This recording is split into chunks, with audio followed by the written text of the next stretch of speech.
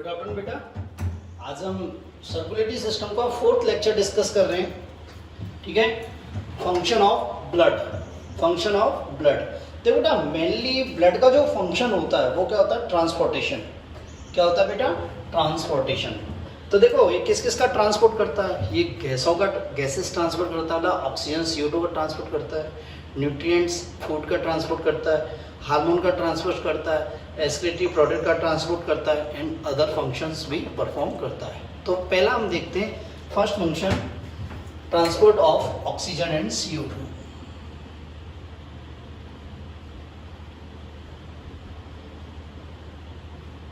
देखो हमारे ब्लड में क्या होती है? आरबीसी। ब्लड में क्या होती है? आरबीसी। और आरबीसी किससे कंटेन होती है? किससे बनी होती है? आरबीसी में क्या होता है? हीमोग्लोबिन। क्या होता है? हीमोग्लोबिन। क्या होता है बेटा? हीमोग्लोबिन। और ये हीमोग्लोबिन है ना, मेनली रेस्पिरेटरी पिगमेंट होता है। क्या होता है ये?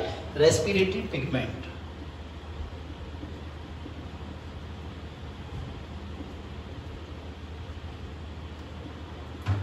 क्या होता है? Respiratory pigment.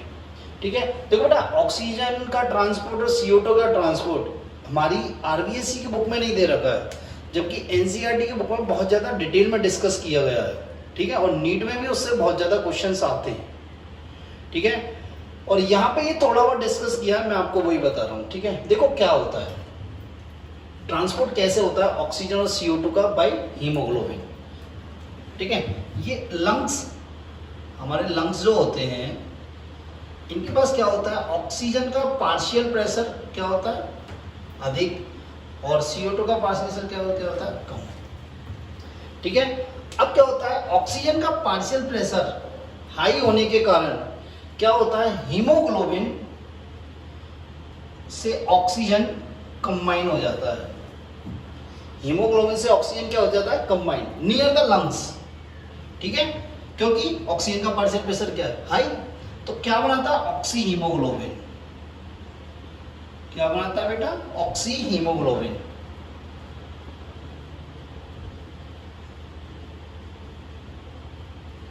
ठीक है, ये oxy haemoglobin by the blood या थ्रू द ब्लड कहां जाता है? Near the cell. कहां जाता है? Near the cell.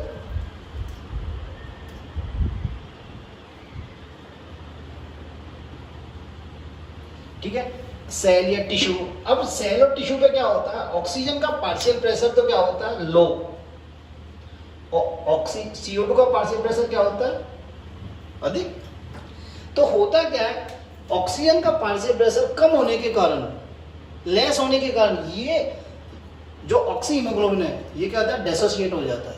क्या हो जाता है? डिसोसिएट हो जाता है। देखो कैसे।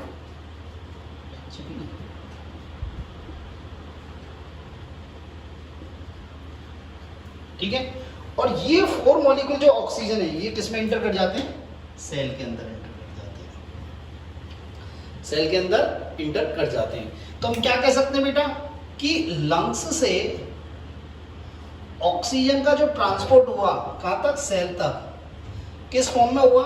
ऑक्सी हीमोग्लोबिन फॉर्म में। किसमें? ऑक्सी हीमोग्लोबिन की फॉर्म में।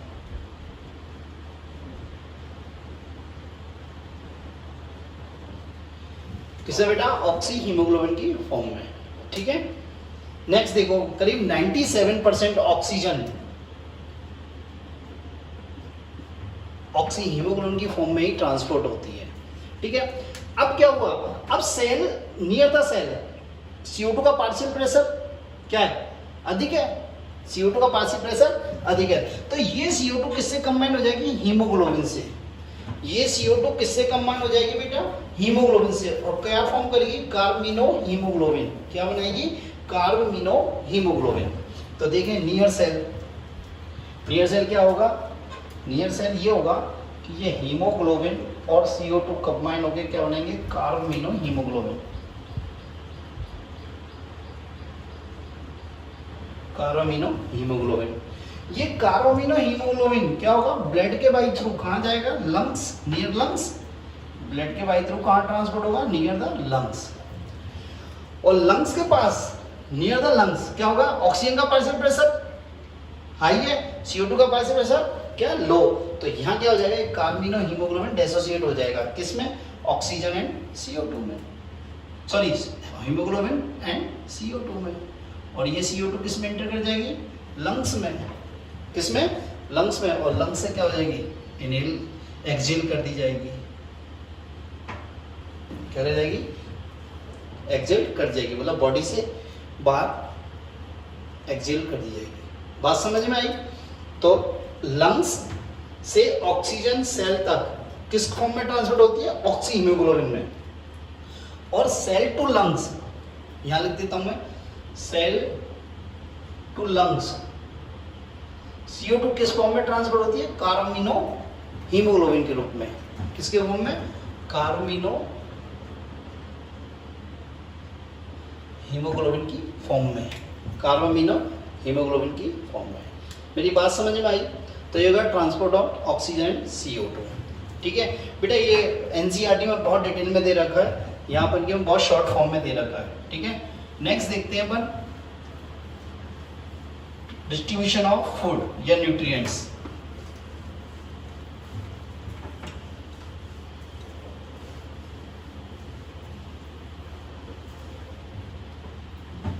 देखो क्या होता है, फूड, डिस्ट्रीब्यूशन ऑफ फूड।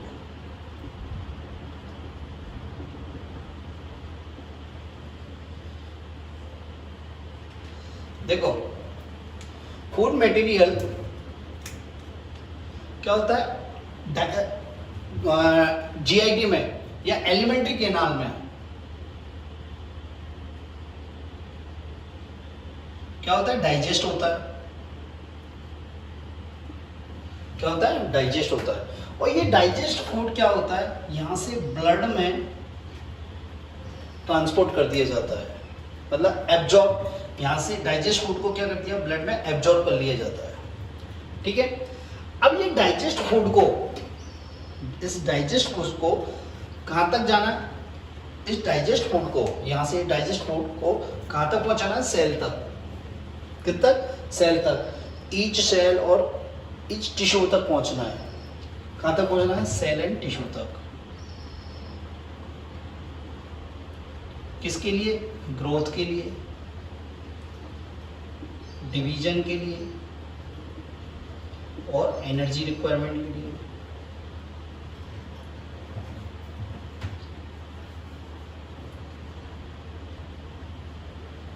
किसके लिए, एनर्जी के लिए।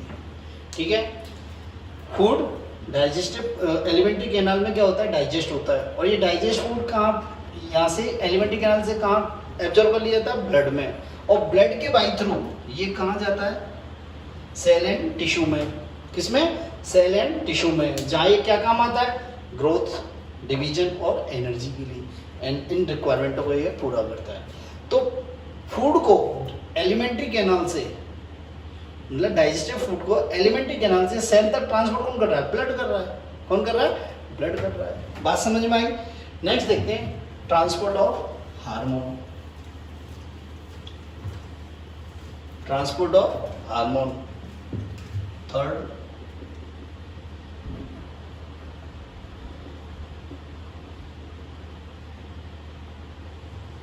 देखो बेटा, हार्मोन कहां से रिलीज होते हैं, एंडोक्राइन सिस्टम से, कहां से, एंडोक्राइन ग्लैंड से या एंडोक्राइन सिस्टम से। तो जो एंडोक्राइन ग्लैंड्स होती हैं, इनसे क्या रिलीज हुआ, हार्मोन, और ये हार्मोन कहां एक्ट करते हैं, टारगेट ऑर्गन पर, कहां एक्ट करते हैं, टारगेट ऑर्गन पर। तो इसे एंडोक्राइन ग्लैंड से, हार्मोन को एंडोक्राइन ग्लैंड से टारगेट ऑर्गन तक ट्रांसपोर्ट कौन करता है, ब्लड, कौन करता है, ब्लड, या इनका ट्रांसपोर्टेशन किसके बाई थ्रू होता है, ब्लड के बाई थ्रू, किसके बाई थ्रू, ब्लड के बाई थ्रू। जैसे पिट्यूटरी ग्लैंड है, पिट्यूटरी ग्लैंड कहाँ पाई जाती है, ब्रेन में। ठीक है, उससे बहुत सारे हार्मोन्स रिलीज होते हैं, बहुत सारे हार्मोन रिलीज होते हैं। जैसे एक हार्मोन है FSH, वो क्या करता है, हमारी ओवरी पे और टेस्टिस पे वर्क करता है। अब ओवरी और टेस्टिस पर, यहाँ ब्रेन से ओवरी और टेस्टिस तक ट्रांसपोर्ट कौन करेगा, ब्लड। तो हार्मोन का टारगेट ऑर्गन तक ट्रांसपोर्ट कौन कर रहा है? ब्लड कर रहा है। ठीक है बेटा। नेक्स्ट आता है excretory product, transport of excretory product.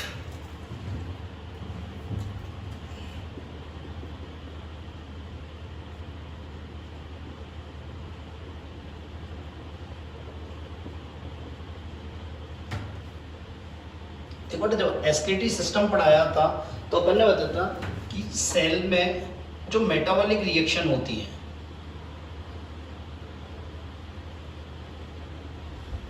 क्या होती है? ईच सेल में मेटाबॉलिक रिएक्शंस होती रहती हैं।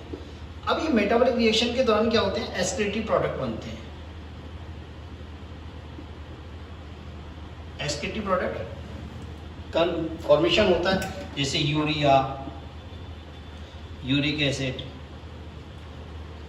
और ये क्या होते हैं? हमारी बॉडी के लिए हार्मफुल होते हैं। क्या होते हैं? हार्मफुल।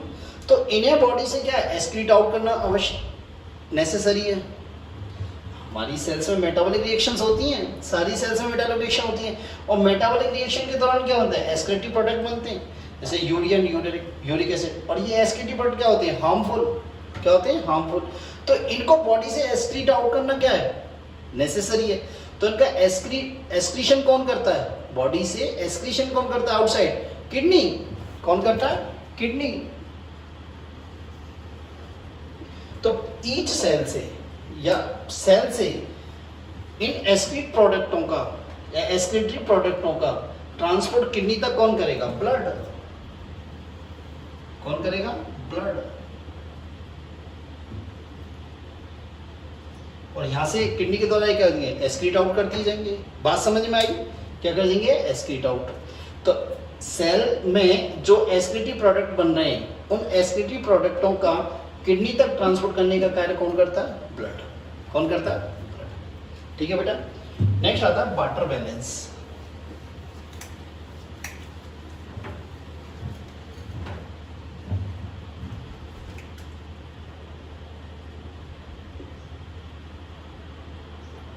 या रेगुलेशन ऑफ वाटर, ये लिख सकते हैं।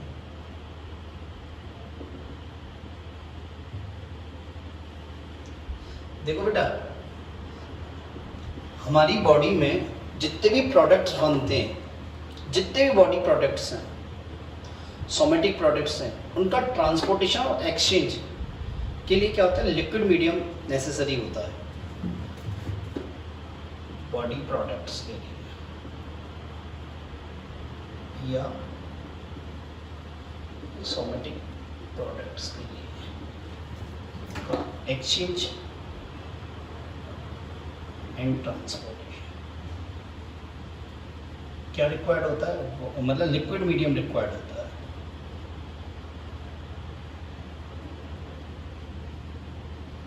क्या होता है? Liquid medium required. अब इसको लिक्विड मीडियम कौन प्रोवाइड करेगा? ब्लड। इसको लिक्विड मीडियम कौन प्रोवाइड करेगा? ब्लड। भाई इस बॉडी प्रोडक्ट्स को ट्रांसपोर्ट होना है, एक्सचेंज होना है, one organ to another organ या one part of body to another part of body, तो इसके लिए क्या लिक्विड मीडियम की रिक्वायरमेंट है। लिक्विड मीडियम कौन प्रोवाइड करेगा? ब्लड। कौन प्रोवाइड करेगा? ब्लड। सेकेंड वन, बॉडी के अंदर जितनी भी बायोकेमिकल रिएक्शन होती हैं, इन बायोकेमिकल रिएक्शन के लिए वाटर एसेंशियल होता है। वाटर क्या होता है? एसेंशियल होता है। क्या होता है? वाटर एसेंशियल होता है। क्यों वाटर एसेंशियल होता है? क्योंकि बायोकेमिकल रिएक्शन जो होती हैं, ये क्या होते हैं? जनरली एंजाइम की प्रेजेंस में होती हैं। कैटाबॉलिक एनाबॉलिज्म होती है, वो क्या होती है? बहुत सारी और भी रिएक्शन होते हैं, फिजियोकेमिकल रिएक्शन होती हैं, तो उनके वो एंजाइम की प्रेजेंस में होती है। और एंजाइम कब एक्टिव है? In the presence of water. Water की प्रेजेंस में ही एंजाइम एक्टिव रहता है। तो इसके लिए क्या है? बायोकेमिकल रिएक्शन के लिए क्या होना? वाटर एसेंशियल है। तो इन सेल्स को या बॉडी सेल्स को जो एडिक्वेट अमाउंट है, एडिक्वेट अमाउंट वाटर कौन प्रोवाइड कराता है? ब्लड। कौन प्रोवाइड कराता है? ब्लड प्रोवाइड कराता है। सेकंड थिंग, यदि बॉडी में ब्लड की क्वांटिटी बहुत ज़्यादा है, एक्सेसिव में, तो क्या करता है? ब्लड क्या करेगा? उस वाटर को कहाँ पहुँचाएगा? किडनी तक। कहाँ तक ट्रांसपोर्ट होगा? किडनी तक। और किडनी उस वाटर को यूरिन फॉर्म में एक्सक्रीट आउट कर देगा। तो क्या हुआ? वाटर बैलेंस हुआ। क्या हुआ? Water balance. ठीक है, नेक्स्ट हुआ देखो रेगुलेशन ऑफ बॉडी टेम्परेचर। देखो बेटा ब्लड बॉडी टेम्परेचर के रेगुलेशन में भी हेल्प करता है, ब्लड बॉडी टेम्परेचर के रेगुलेशन में भी हेल्प करता है। मैंने जब आपको स्वेट ग्लैंड्स पढ़ाई थी, स्वेट ग्लैंड्स के बारे में डिस्कस किया था, क्यूटेनियस ग्लैंड्स के बारे में, तब मैंने आपको वहाँ पे डिस्कस किया था। नेक्स्ट रहता है protection against disease, protection against disease और पैथोजेंस।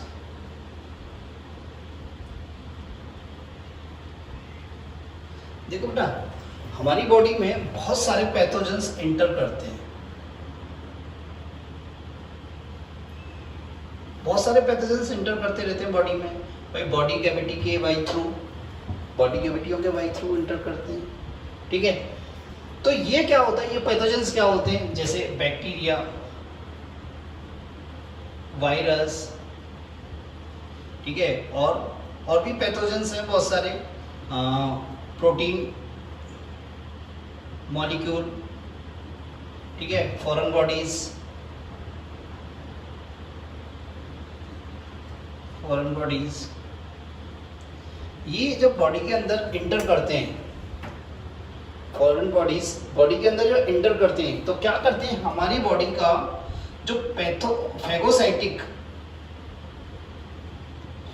सिस्टम है, वो फैगोसाइटिक सिस्टम क्या होता है, न्यूट्रोफिल और मैक्रोफेजेस या मोनोसाइट्स मिलकर बनाती हैं, पिछले लेक्चर में डिस्कस किया था हमने। तो ये क्या करती हैं, फैगोसाइटिक सिस्टम क्या करता है, इनका क्या कर देता है, इनको फैगोसाइट कर देता है।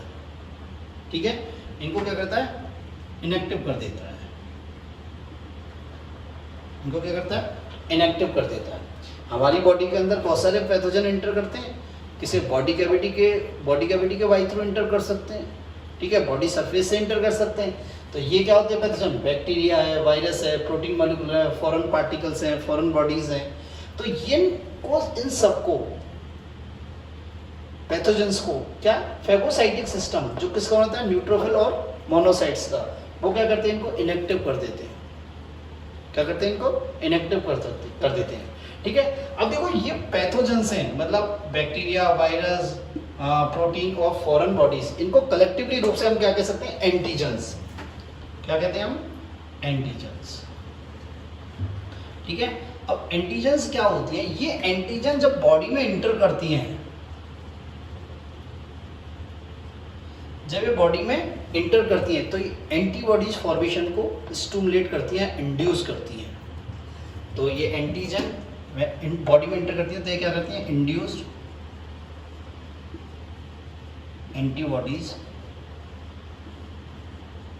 फॉर्मेशन।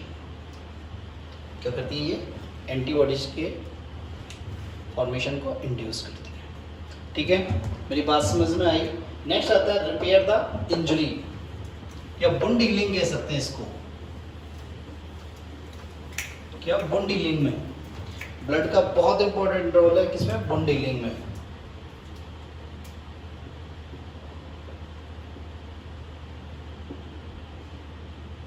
वुंड हीलिंग या रिपेयरिंग ऑफ इंजरी, रिपेयर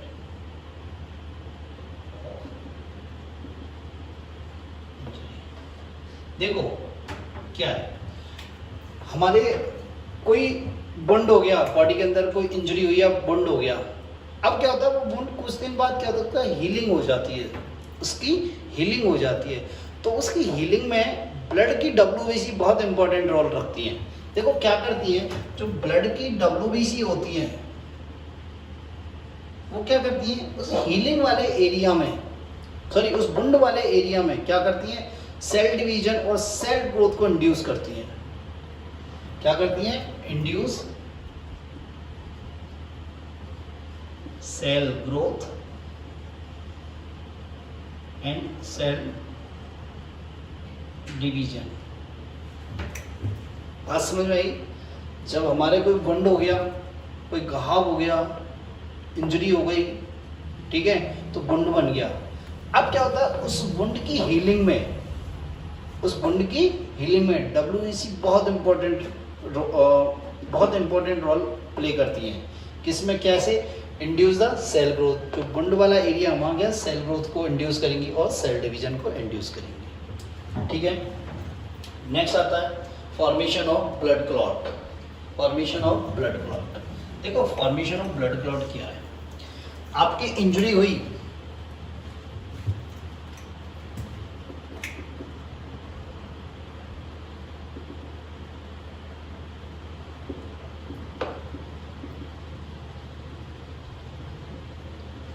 आपकी इंजरी हुई तो आपकी ब्लड वेसल्स भी रैप्चर हुई, आपकी ब्लड वेसल्स भी क्या हुई, रैप्चर हुई। और ब्लड वेसल से क्या होता है, ब्लड डिस्चार्ज होता है, ब्लड क्या होता है, फ्लो होता रहता है उनसे। कुछ समय बाद वो क्या होता है, ब्लड का फ्लो होना स्टॉप हो जाता है, बंद हो जाता है। क्यों हो जाता है, जैसे मान लो आपकी ये ब्लड वेसल्स है, अब ये ब्लड वेसल्स रैप्चर हुई तो ब्लड का फ्लो हुआ, कुछ देर बाद ये ब्लड का फ्लो क्या हो जाता है, स्टॉप हो जाता है। ठीक है, क्यों, क्योंकि क्या होता है, जो ब्लड में प्लेटलेट्स होती हैं, ब्लड में प्लेटलेट्स जो होती हैं वो क्या होती हैं, यहाँ इन जगह, ये जो इंजर्ड एरिया है यहाँ पे क्या कर लेती हैं, जेल लाइक सब्सटेंस बना लेती हैं। क्या बना लेती हैं, जेल लाइक सब्सटेंस। ठीक है, और इसी क्या बोलते हैं, क्लॉट। क्या बोलते हैं, क्लॉट।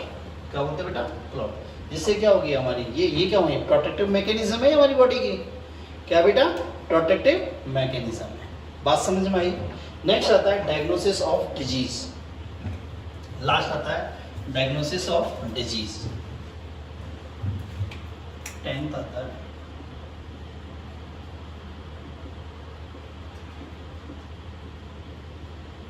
डायग्नोसिस ऑफ डिजीज, देखो बेटा डायग्नोसिस ऑफ डिजीज क्या होता है। आपको फीवर आया या आपको वायरल इन्फेक्शन हो गया या आपको मलेरिया हो गया, टाइफाइड हो गया, कुछ और हो गया, मान लो आपको डायबिटीज़ हो गई, थायराइड हार्मोन की कमी हो गई, हाइपोथायराइडिज्म हो गया या हाइपरथायराइडिज्म हो गया, तो आप डॉक्टर के पास विजिट करते हो। तो डॉक्टर क्या करता है, सबसे पहले ब्लड टेस्ट लिखता है। सबसे पहले क्या होता है, ब्लड टेस्ट लिखता है। क्यों, क्योंकि ब्लड टेस्ट से क्लियर होता है इसको कौन सी डिजीज़ हुई है। ठीक है, मान लो आपके ब्लड में उपस्थित WBC की काउंट बढ़ गया हो तो आपको इन्फेक्शन हुआ है, मान लो आपके में कोई पैरासाइटिक इन्फेक्शन हुआ है तो क्या होगा, एसिडोफिल्स का नंबर बढ़ जाएगा नहीं बढ़ जाएगा। कोई भी इन्फेक्शन होगा आपका WBC का काउंट बढ़ जाएगा। यदि मान लो आपको टाइफाइड हो गया या HIV का इन्फेक्शन हो गया तो क्या हो गया, WBC का काउंट घट जाएगा, WBC का काउंट क्या हो जाएगा, रिड्यूस हो जाएगा। मान लो आपको डायबिटीज़ मेलाइटिस हो गई तो क्या हो गया, आपके ब्लड में शुगर लेवल इंक्रीज हो गया। आपको थायराइडिज्म हो गई मतलब हाइपोथायराइड हो गई तो आपकी बॉडी में क्या T3 और T4 का लेवल डाउन हो गया। यदि आपको हाइपरथायराइडिज्म हो गई तो आपको T3 और T4 का लेवल क्या हो गया, इंक्रीज हो गया। तो इन सब का पता किससे लगेगा, ब्लड से। किससे पता लगेगा, ब्लड से। ठीक है, तो बेटा मेरी बात समझ में आई। तो ब्लड क्या है, डायग्नोसिस ऑफ डिजीज में बहुत प्ले इंपॉर्टेंट रोल रखता है। मैक्सिमम जो डिजीज डायग्नोसिस होती हैं वो ब्लड से ही होती हैं। किससे होती हैं, ब्लड से होती हैं। तो ये है आपके फंक्शन ऑफ ब्लड। क्या बेटा, function of blood. Thank you.